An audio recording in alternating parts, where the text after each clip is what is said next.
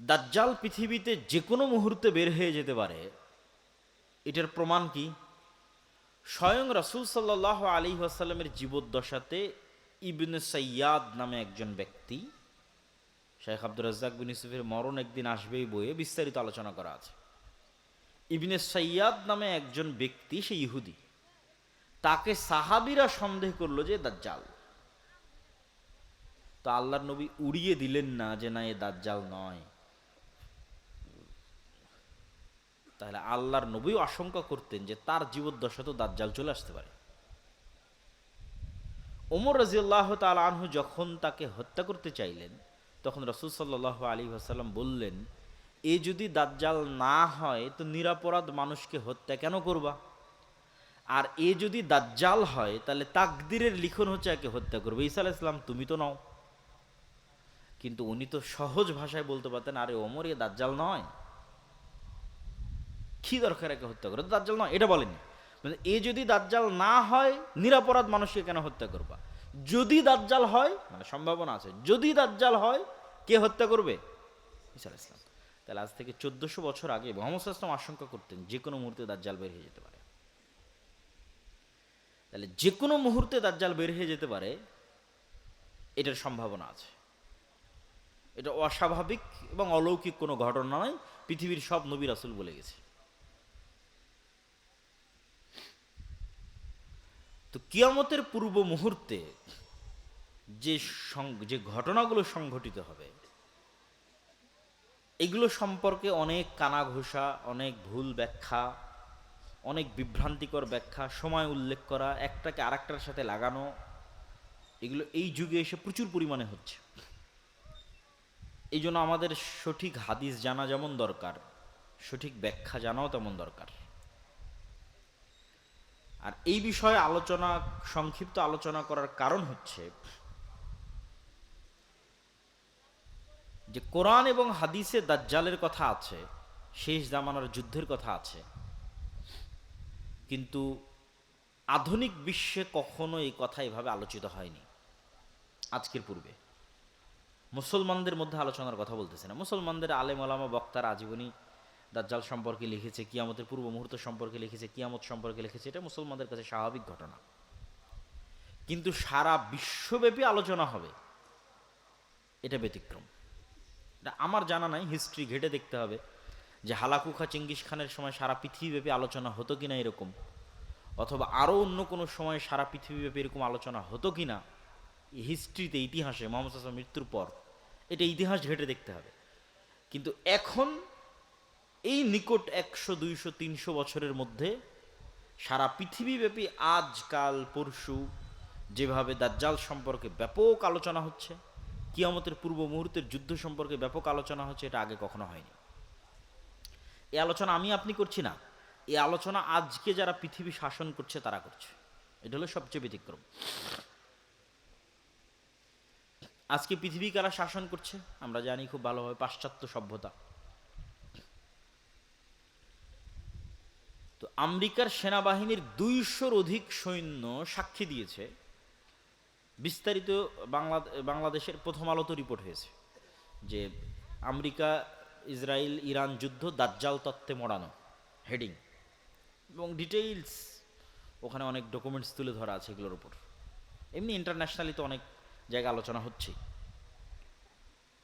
তো আমেরিকার 200-র অধিক সৈন্য সাক্ষী দিয়েছে যে তাদেরকে মোটিভেট করা হচ্ছে এই যুদ্ধের জন্য, এটা বলে যে এটা বাইবেলে প্রতিশ্রুত শেষ জামানার যুদ্ধ আমরা শুরু করছি। বাইবেলে শেষ জামানার যুদ্ধকে বলা আছে আরমাগেড্ডন। এটা ইসরায়েলের একটা পাহাড়ের নামে নামকরণ করা। আমরা সেই শেষ জামানার যুদ্ধ শুরু করছি, এই মর্মে আমেরিকার সেনাবাহিনীরা সাক্ষ্য দিচ্ছে। কেন শেষ জামানার যুদ্ধ শুরু করতেছে? খ্রিস্টানদের মধ্যে একদল খ্রিস্টান আছে, জায়নিস্ট খ্রিস্টান, ইভ্যাঞ্জেলিক্যাল খ্রিস্টিয়ান।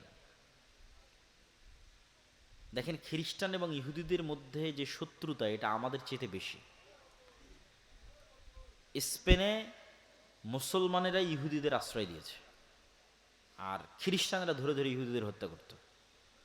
কেন শত্রুতা বেশি? আপনি চিন্তা করেন যে কোনো একটা জাতি আমাদের নবী মোহাম্মদ সাল্লাল্লাহু আলাইহি ওয়াসাল্লামকে হত্যা করেছে, আমি বিশ্বাস করি ও আমার নবীকে হত্যা করেছে, সে বিশ্বাস করে ওর নবী অবৈধ, মানে জারদ সন্তান, নাউজুবিল্লাহ মিন জালিক। তাহলে ওদের মধ্যে কি পরিমাণ শত্রুতা হতে পারে? খ্রিস্টানেরা বিশ্বাস করে ইহুদিরা আমাদের নবীকে হত্যা করেছে, আর ইহুদিরা বিশ্বাস করে মারিয়াম আলাইহিসসালাতু ওয়াসসালাম ব্যভিচারিণী আর তার সন্তান ঈসা আলাইহিসসালাতু ওয়াসসালাম জারদ সন্তান, নাউজুবিল্লাহ মিন জালিক। তাহলে আমাদের সাথে তাদের শত্রুতা হবে না ইহুদি খ্রিস্টানদের ওদের মধ্যে বেশি শত্রুতা হবে? ওদের মধ্যে বেশি শত্রুতা হবে। সেখানে আজকে তারা এরকম বন্ধু হয়ে গেল, এটা তো অসম্ভব। পৃথিবীর ইতিহাসে কোনোদিন হয়নি, এখনকার পূর্বে পৃথিবীর ইতিহাসে কোনোদিন হয়নি।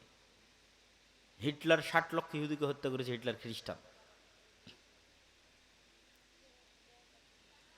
তো এটা হওয়ার পিছনে যেই বিশ্লেষণগুলো তুলে ধরা হচ্ছে, সেই বিশ্লেষণ হচ্ছে বাইবেলের প্রতিশ্রুতি অনুযায়ী ঈসা আলাইহিসসালাতু ওয়াসসালাম পুনরায় পৃথিবীতে আসবে, তথা খ্রিস্টানদের বিশ্বাস অনুযায়ী ঈসা আলাইহিস সালাম পুনরায় পৃথিবীতে আসবেন, মারা গেছেন কিন্তু আবার আল্লাহ তাকে পাঠাবেন। আর মুসলমানদের বিশ্বাস অনুযায়ী তিনি মারাই যাননি, তাকে জীবিত অবস্থায় উঠানো হয়েছে, তিনি আবার পৃথিবীতে আসবেন। সমস্যা হচ্ছে খ্রিস্টানরা বিশ্বাস করে যে ঈসা আলাইহিসসালাতু ওয়াসসালাম তখনই পৃথিবীতে আসবেন যখন ইহুদিদের মাসিহা আসবে। আমাদের মাসিহা তখন আসবে যখন ইহুদিদের মাসিহা আসবে।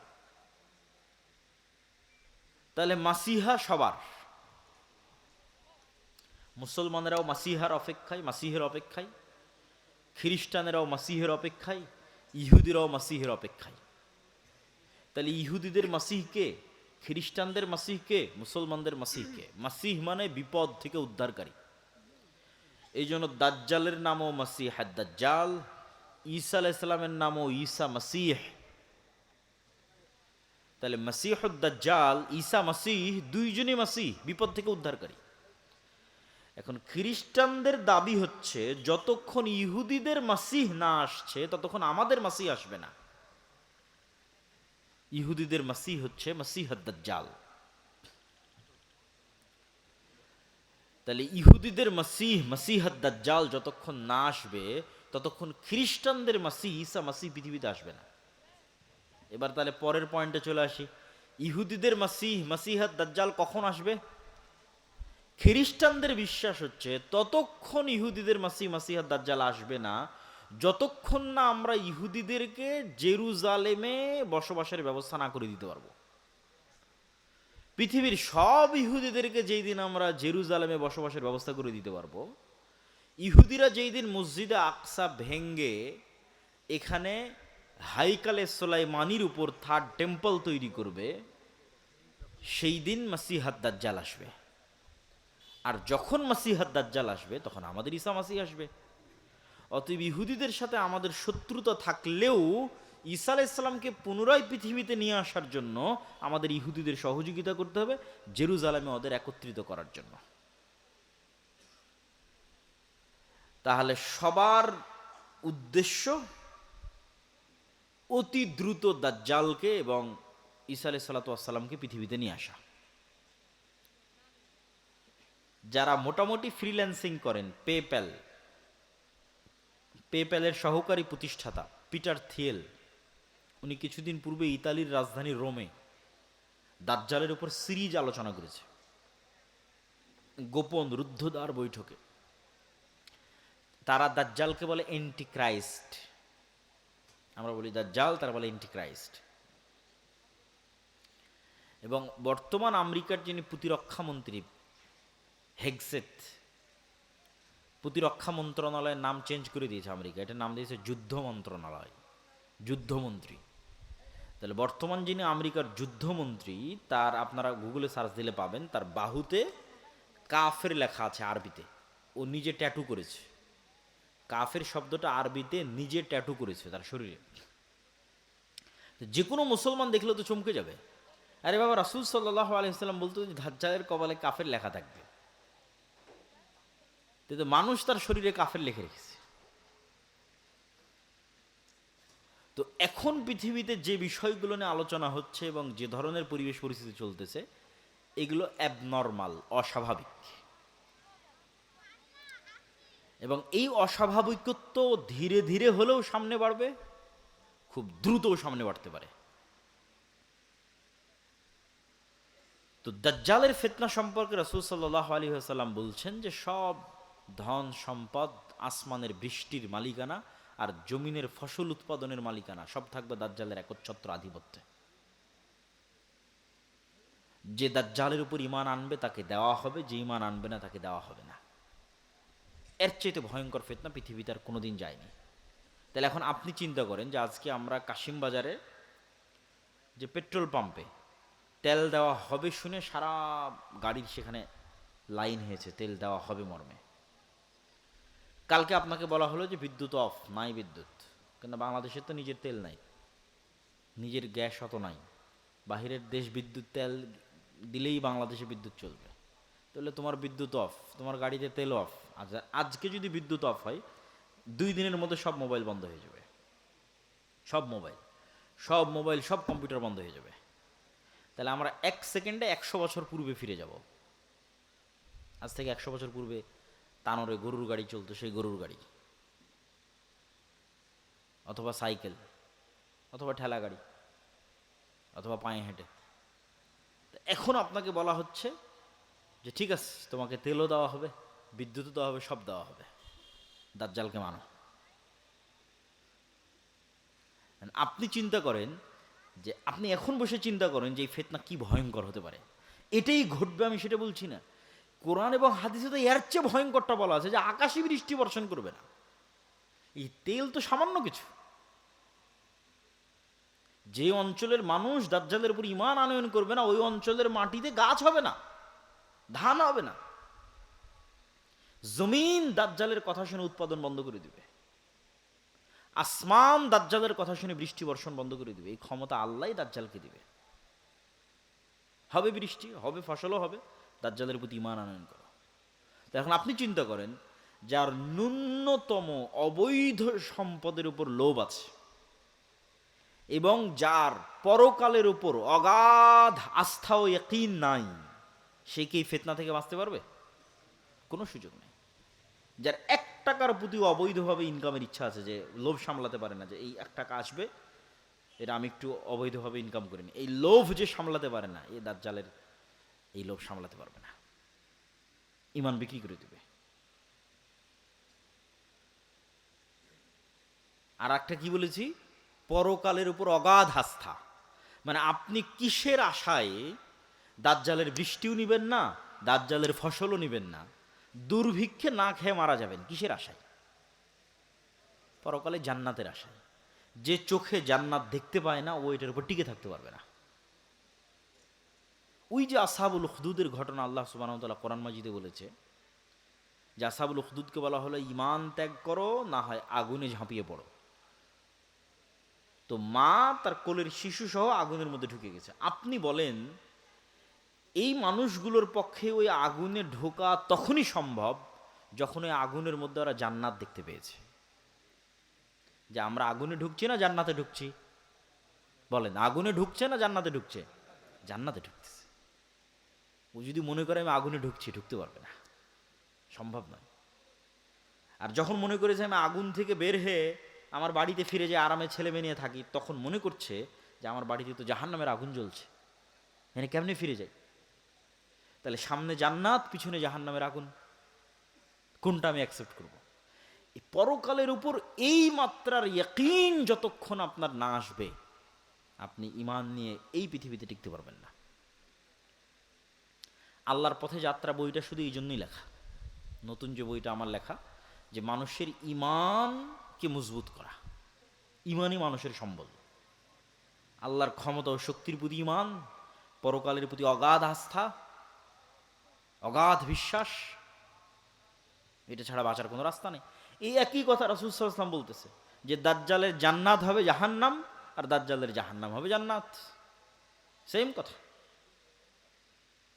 যা আসহাবুল উখদুদের সাথে ঘটেছে। সূরা বুরুজের মধ্যে আল্লাহ সুবহানাহু ওয়া তাআলা বলেছে। তাহলে এই ফিতনার একটা আলামত অন্তত আপনি দেখতে পাচ্ছেন যে আপনার বাড়ি এবং ঘরে পৌঁছে গেছে। এটা বাড়তেও পারে, হয়তো ধীরে বাড়বে, না দ্রুত বাড়বে। তো কিয়ামতের পূর্ব মুহূর্তে রাসূলুল্লাহ সাল্লাল্লাহু আলাইহি ওয়াসাল্লাম বলছেন যে আমার এবং কিয়ামতের মধ্যে তোমরা কয়েকটা জিনিসকে গণনা করে রাখো। 1 নাম্বার আমার মৃত্যু, 2 নাম্বার মসজিদে আকসার বিজয়, 3 নাম্বার ভয়াবহ মহামারী। এখন কোন মহামারী এটা নিয়ে আলেমদের মধ্যে মতভেদ আছে। উমর রাদিয়াল্লাহু তাআলা আনহুর জীবদ্দশাতে সিরিয়াতে একটা ভয়ঙ্কর মহামারী হয়েছিল, কেউ কেউ বলেছে ওটা সেই মহামারী। আমরাও তো কয়েকদিন আগে দেখলাম করোনা মহামারী, আরও ভয়াবহ মহামারী আসতে পারে পৃথিবীতে। তারপর রাসূল সাল্লাল্লাহু আলাইহি ওয়াসাল্লাম বললেন এমন এক ফিতনা যেই ফিতনা থেকে আরবের কোনো ঘর খালি থাকবে না। তো আলেম ওলামা ব্যাখ্যা করেছে এই ফিতনা হচ্ছে মোবাইল কম্পিউটার ইন্টারনেটের ফিতনা। তো মোবাইল কম্পিউটার ইন্টারনেটের ফিতনা তো সব ঘরে ঢুকেছে, খালি আরবের ঘরে ঢুকেছে? দক্ষিণ কোরিয়া, জাপান, আমেরিকা থেকে শুরু করে পৃথিবীর সব ঘরে ঢুকেছে। কিন্তু আল্লাহ নবী তো খাস করেছে এমন ফিতনা যেটা আরবের প্রত্যেক ঘরে ঢুকবে, পৃথিবীর প্রত্যেক ঘরে নয়। তো কোরআন এবং হাদিসে বেশিরভাগ জায়গায় ফিতনা মানে মারামারি, গণ্ডগোল, হত্যা, এগুলোই উদ্দেশ্য। তাহলে এমন মারামারি, এমন গণ্ডগোল, এমন হত্যা এবং রাহাজানি আরব বিশ্বে তৈরি হবে, যেই হত্যা, যেই গণ্ডগোল, যেই মারামারিতে আরবের প্রত্যেকটা ঘর যুক্ত হয়ে যাবে, বিরত থাকতে পারবে না, মুক্ত থাকতে পারবে না। আর এক হাদিসে রাসূল সাল্লাল্লাহু আলাইহি ওয়াসাল্লাম বলছেন ফোরাত নদী থেকে স্বর্ণের পাহাড় বের হবে। এই স্বর্ণের পাহাড় নিয়ে এমন মারামারি হবে যে মারামারিতে পুরো আরব বিশ্ব যুক্ত হয়ে যাবে। মানুষের কাছে মনে হয় আরে স্বর্ণের পাহাড় বের হওয়ার কি সম্ভব? আচ্ছা আপনি বলেন তো, আজ থেকে 500 বছর আগে মানুষের কি মনে হতো যে মাটির নিচ থেকে তেল বের হওয়া সম্ভব? মনে হতো নাকি? যে তেলে বিদ্যুৎ জ্বলবে এটিকে মানুষ কল্পনা করতো? কখনো কল্পনা করতো না।